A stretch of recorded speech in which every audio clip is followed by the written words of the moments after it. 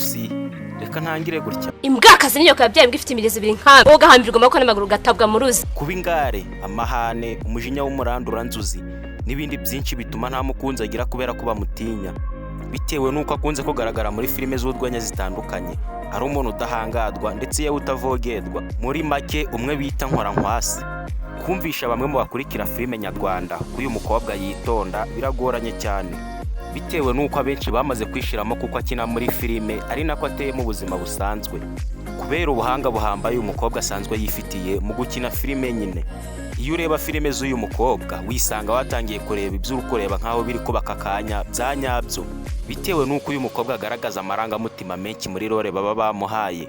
Tuvuge nk'iyo bamuhaye role yo gukina babaye ararira cyane bya nyabyo ku buryo wowe uri kubireba ushiduka wanariza. Niba kandi bamuhaye gukina ari umunyamahane agakina ashwana n'umuntu baratongana koko, hahandi uba uri kureba ukabona mwashije nk'urushi, wowe uri kubireba ukaba wanahunga. Ariko se mu by'ukuri uyu mukobwa abantu benshi batinya bitewe n'ubuhanga yifitiye mu gukina filime ni muntu ki? None uretse gukina ari umuntu ushira isoni, gukina ari umuntu muzimaho ajya abasha bibasha? Ubundi se mu buzima busanzwe nyuma ya filime akina abaye hate? Aisha mu by'ukuri ni muntu ki? Muri iki kiganiro uraza gusobanukirwa akantu kandi ku mateka y'uyu mukobwa mbere y'uko aza muri sinema na nyuma yaho, ndetse uraza kumenya ubuzima bwe nyuma ya sinema, uburyo yarabayeho mbere yaho n'ubuzima bwe nyuma y'uko abirimo. Ikaze kuri Gazi Choice TV. Nitwa Inkindi Aisha. Okay, Inkindi official. Ubundi kubwira abantu Inkindi official kugira ngo ntibamfure. Amazina ye yitwa Ahishakiye Inkindi Aisha. Izina komora ku mubyeyi we witwa Nyirinkindi. Aisha yavutse mu 1998, avukira mu Rwanda i Kigali ahazwi nko mu karere ka Nyarugenge, akaba atuye i Nyamirambo. Aisha ni umukinnyi wa filime z'urwenya ubimazemo igihe kandi ubikunda cyane. Yinjira muri uyu mwuga yinjijwemo n'umusore mwiza cyane witwa Kanyabugande uzwi nka Nyakiso. Aha rero niho fondasiyo yatangiriye kuri channel yitwa Afrimax TV.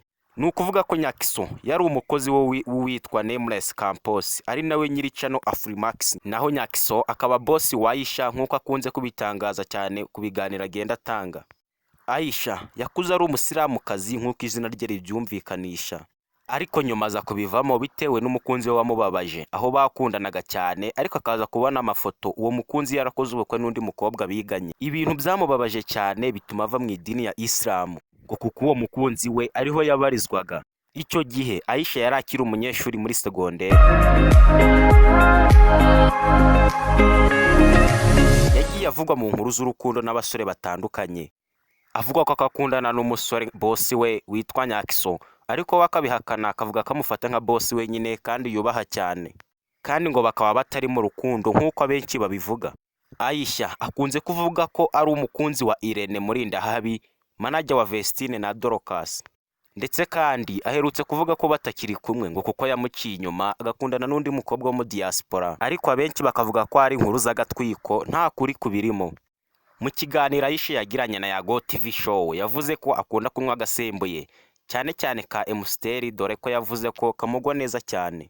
Naho mu buzima busanzwe bujyanye n'urukundo yavuze ko kugeza ubu nta mukunzi afite, cyakoze ngo wamwemera w'imico myiza utabyibushe kandi udafite inda ari uw'imico myiza yamushimye ngahawe karibu kwa Aisha. Bw'abasore mwiyaminiya nababwira iki? Nimugerageze amahirwe yanyu.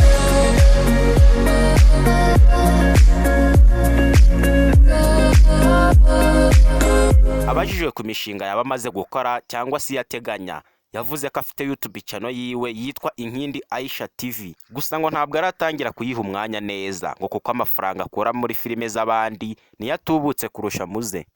Ku bijyanye no gukina tukana muri filime na komedi akora, yavuze ko ari ibintu bisanzwe kandi abatakomeje.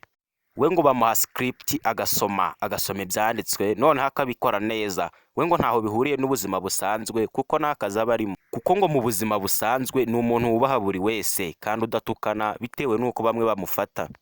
Uretse muri Nyakiso comedy yamamariyemo, yazamukiye no mu zindi filime nka Kiraman, azamukira kuri Big Mind Comedy, azamukira no kuri channel yiwe yitwa Inkindi Aisha Comedy n'izindi zitandukanye.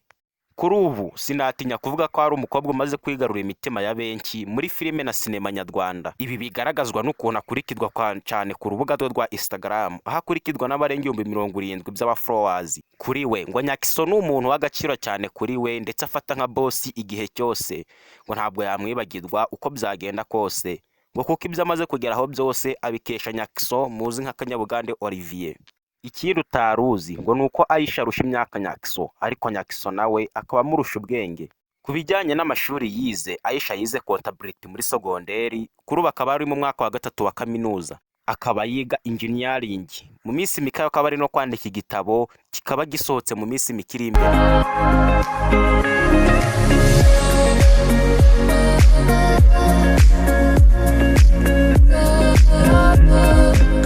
Aisha ahagaze neza mu bakobwa bose bo muri sinema nyarwanda, akaba afite byinshi amaze kugeraho nubwo imyaka itaraba nyinshi muri sinema nyarwanda. Gusa nanone mvuze ko ari umwe mu bakobwa bari ku gasongero sinaba mbeshye, kuko ibyo bigaragazwa n'ibihembo bimwe na bimwe amaze guhatanira ndetse n'ibyo amaze kugeraho. Urugero, mu mwaka wa 2022 yarigaragaje mu bihembo bya Bright Genius Award, aho yabaye umunyarwenya wahize abandi mu bagore. Ku buzima bwe kandi Aisha uretse gukina filime ngo nta kandi kazagira, bitewe nuko abahugiye mu mishinga yo gukina filime, uretse kanyuza muri imwe akamamariza ibiraka mu makampani atandukanye.